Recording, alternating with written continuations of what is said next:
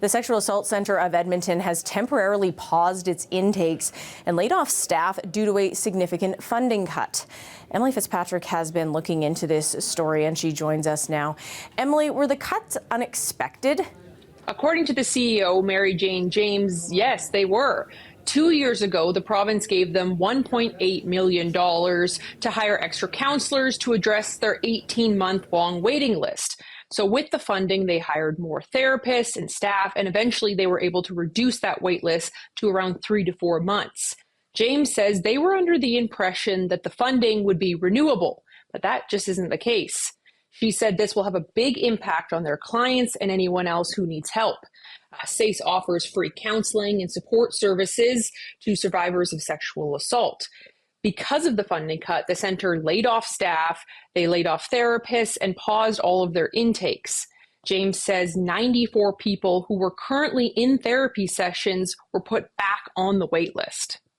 So can you imagine getting into the trauma of your experience and you're in, say, session 5 or 6, only to have your therapist, who you've just spilled your life story to, in the most vulnerable way, say, I'm really sorry, but due to funding cuts, some of us are being laid off and you're going to have to go back on the wait list.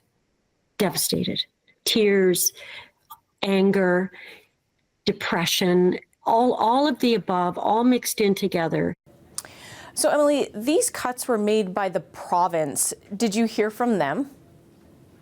Well, we tried to get the Minister of Children and Family Services on camera today, but he didn't stop to speak to the media at the legislature. But we did get a statement.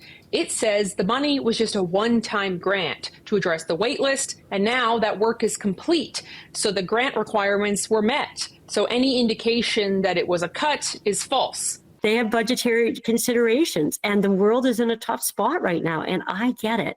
But let's not try to budget our way out of a crisis on the backs of the most vulnerable, some of the most vulnerable human beings in our city and in our province.